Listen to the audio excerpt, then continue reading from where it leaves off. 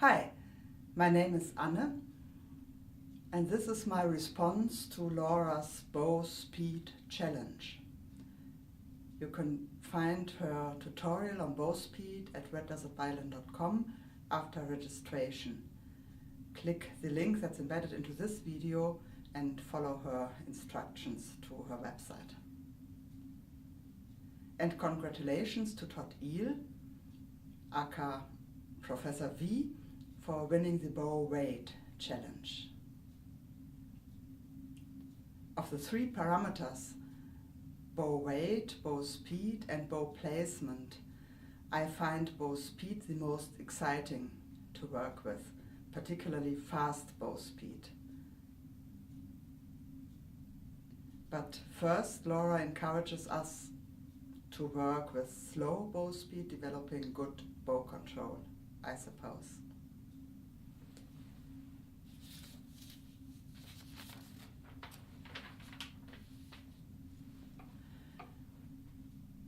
Her first exercise is to work with full bow, 1 second per bow, and using the middle lane bow placement right in the middle between the bridge and the fingerboard.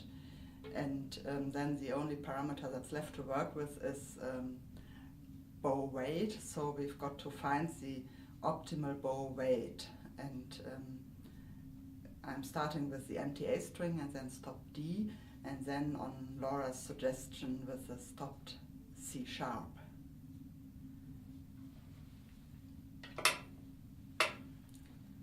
So the metronome is set to 60, that means 1 second per click.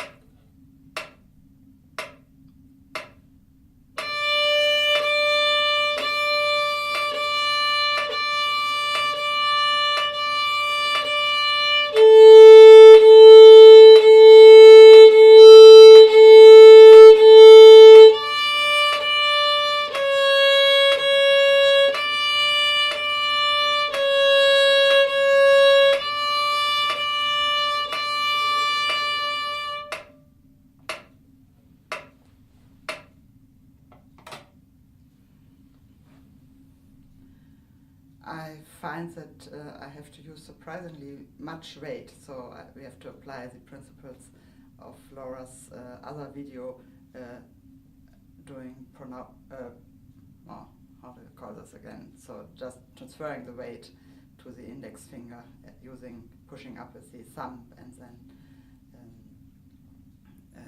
turning in the arm, so there's lots of weight on the index finger. So the next exercise is to decrease and then to increase bow speed gradually, going from 1 second per bow up to 8 seconds per bow. And the goal I expect is to find the optimal weight for each speed instantaneously. And if you use slower bow speed, then you also need to have a heavier bow, some more weight in the bow. As a tip, it helps me to divide the bow into equal parts and check visually while I'm playing.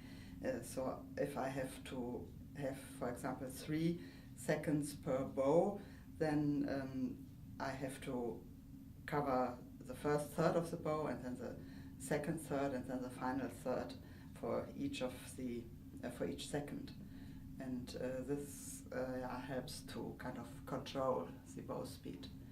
You might also notice that I'm not really bowing to the tip of the bow. That's because my arms are so short, so I have license by my teacher to just bow up to here or something. Okay, so 1, 2, 3 and so on seconds, and I'm doing this on the empty A string.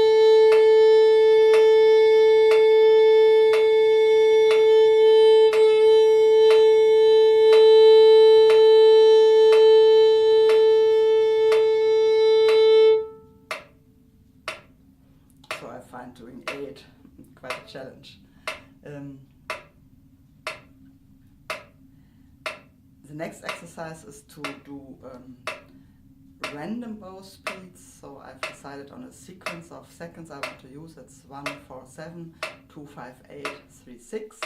And I'm doing this on a 1 octave E major scale.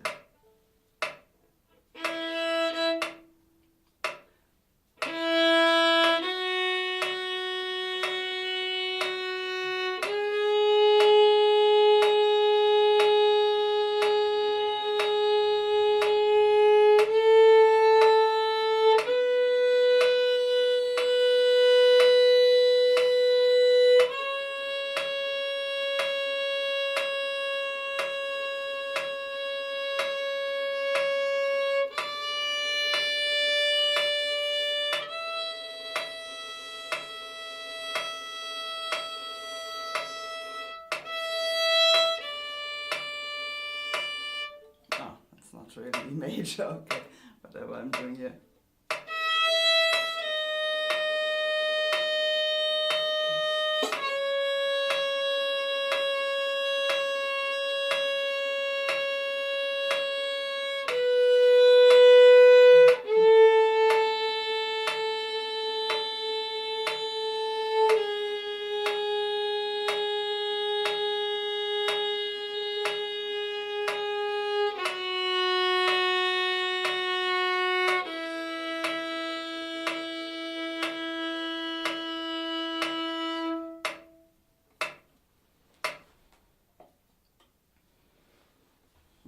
So the next exercise is really, I have to bring myself to do it, but it's supposed to use 5 minutes for one bow, and I'm only doing 1 minute because otherwise it will be too boring for you to watch, and I'm doing it in the middle of the bow, and I'm trying to use about 1/5 of my bow. I've tried to do 5 minutes and I only got up to 3 so far, so presumably I'll use a bit more than this amount of bow for 1 minute. I suppose the reasoning behind this is that you learn how to adjust the angle of your arm and your whole arm geometry at each part of the bow, and by doing it so slowly you really can do the changes that are required very, very gradually. And there is a great video on Laura's website, RedDesertViolinA.com, and it's on bow arm mechanics. So it's about the geometry of the bow arm and what the kind of adjustments you have to do in order to have a straight bow. Sorry. So I'm doing this 1 minute.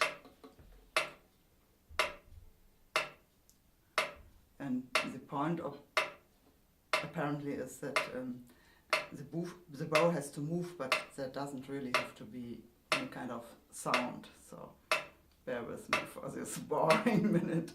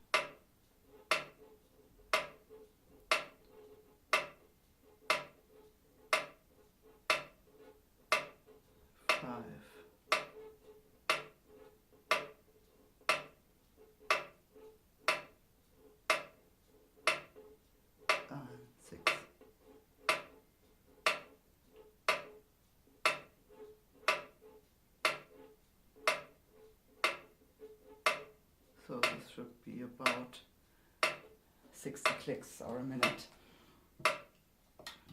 I'd really like some feedback if this is the way it's supposed to be done, because I've never been taught how to do it aside now by Laura.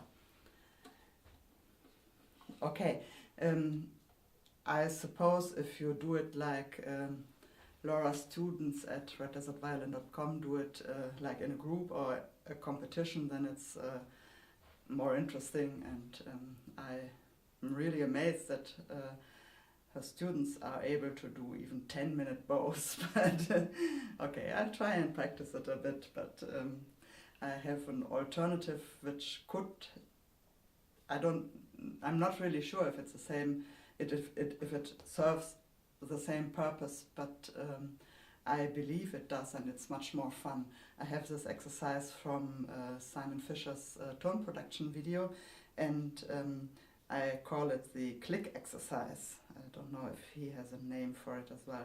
So you grab the bow in a fist, and then you support your bow hand with a thumb on the bridge, and then you pull the G string.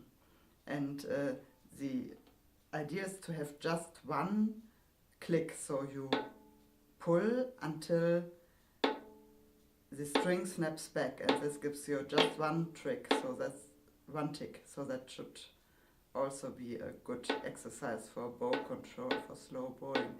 It's also has to do with bow weight, because you really have to apply a lot of bow weight to pull the string. Okay, and the real challenge, this is quite easy, is to do it with a regular bow hold.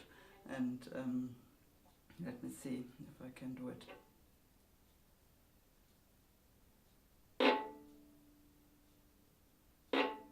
Oh, these are just a scratch or two.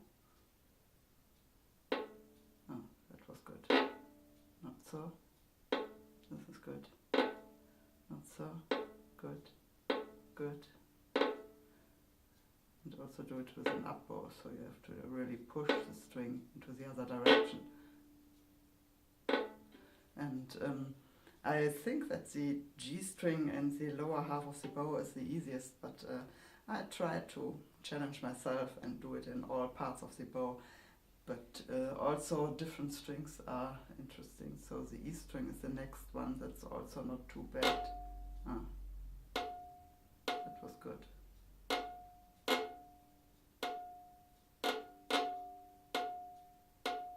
Okay, so I believe that it gives you the same, it's similar, so you also practice the control of the bow in very slow tempo, but I find it's more fun to do than this 5-minute bow exercise. Of course, it's really interesting also to do rhythms with it, so I can't really do it with the regular bow hold, but like do something like this.